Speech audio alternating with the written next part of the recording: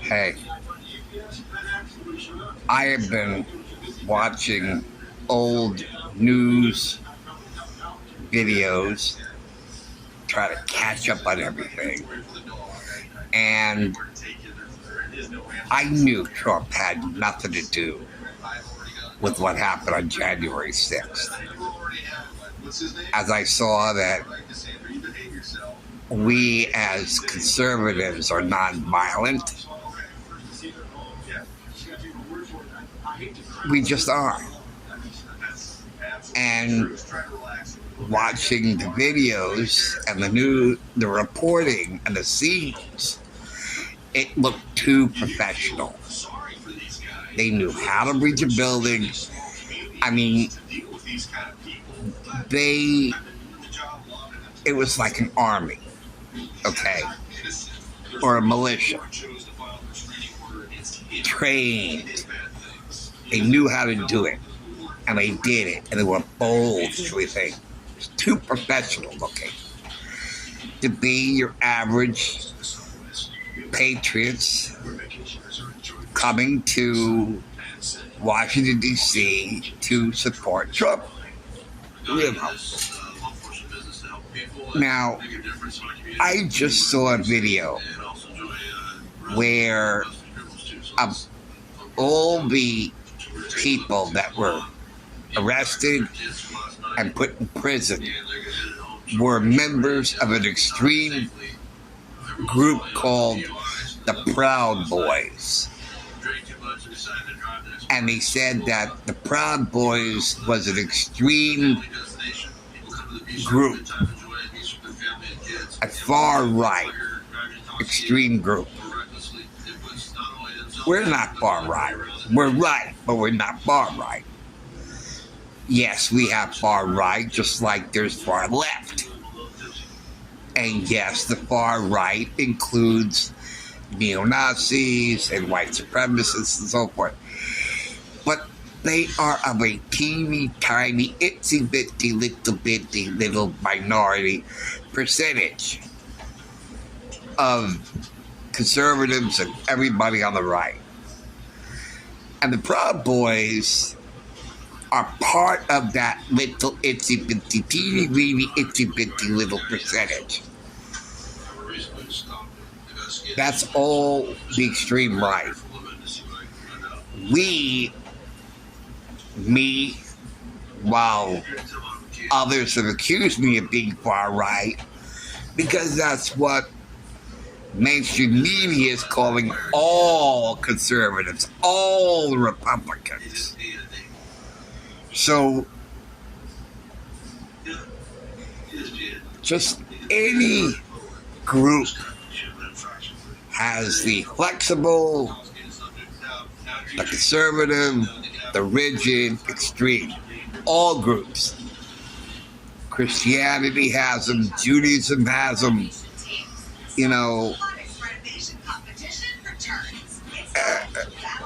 there's Roman Catholicism, there's Catholics. I met all kinds. I met regular Christians, I met born-again Christians, and I met so many different denominations of Christianity, and there were some very extremists who take the literal letter, just like my ex-wife. She considered the Bible as a history book, and that's an extremist position. Now, she believes that, and that's fine. She's neither right nor wrong, but that's an extremist view, in my opinion. Okay. In the play Inherit the Wind, okay,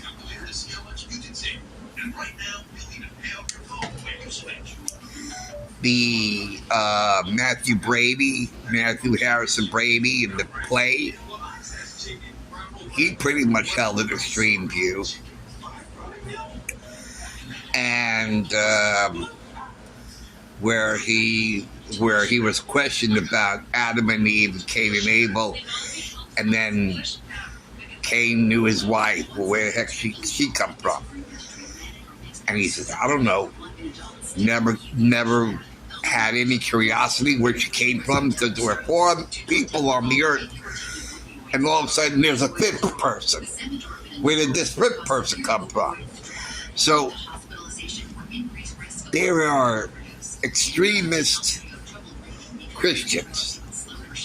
And then there are liberal Christians, just like there's extreme conservatives and moderates, liberal, what they call center. Okay, so we have the center. They say there's left center, but there's also right center. All groups. Judaism has I think the more is the Reconstructionist, who I can't, their beliefs and realities are a little mystery to me. But I'm a member of the Reform branch. I've met people in the Conservative branch. I've met a couple of Orthodox. And of course, I've seen on the more farther that direction with the Lubavitch and the Hasidic and the Baal Shem Tov. So every group, I'm a never-ending student of psychology and sociology. So I study behavior of the group and behavior of the individual. And I've noticed from the sociological standpoint that in every group we have the extreme on one side to the more liberal, whether it's far right and far left, or right center and left center. I mean, same thing with Judaism, same thing with Christianity. All groups have it. So we now know, from what I've seen in this report, that there was an extremist group at the Capitol building that day called the Proud Boys. And I also saw a video of, I don't know who they were, but they were marching and they were in costume and they were parading up and down. And their faces were covered, and we don't cover our faces. We don't. We have no reason to. Because we do nothing wrong, really. And if we do something wrong, we acknowledge it, feel remorse, and atone for the sin, which is a moral failing according to the Jewish tradition. And we ask for forgiveness. And we promise to do better in the future. So, and I've said before, and the word that Democrats love to call President Trump is insurrectionist. He was never charged. He was never convicted. He was, the second impeachment was all about January 6th, and the Senate acquitted him of any and all charges of insurrection.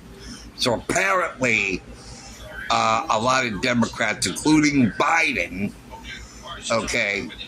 seems to have forgotten about that second impeachment and the results of it. Because you can't keep calling him an insurrection. That's double jeopardy.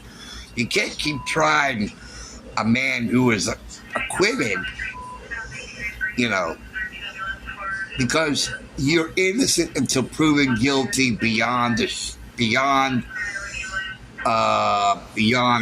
doubt, right? And there was no proof. No proof at all. And especially since there is video available where Trump says, we now proceed to walk peacefully and patriotically to the Capitol, and I will be there with you. That's what he said. But for some reason, they were very devious and nefarious, twirling their mustache. So the mustache is all curled on the sides. Ha ha ha. We'll edit the video. So then we can make Trump look like an insurrectionist. We will not have any proof. We won't let the people know. Which is what Hitler did with his attack on England. I think of that. That comes to mind. You know, when Democrats plot to... It makes me think of those, what do you call those? Schlock news magazines from 1990s, you know, where there'd be this news magazine where they would edit videos, almost like the National Choir kind of thing. And that's what they did.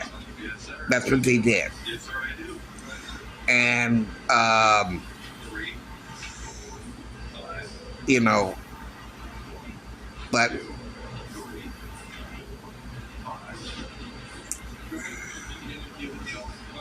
I mean, the word insurrectionist and insurrection has lost all impact because it was overused so much.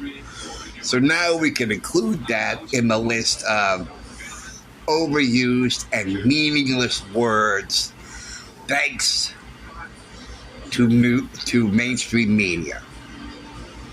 Racist, insurrectionist, and the other two, which I can't think of at the moment.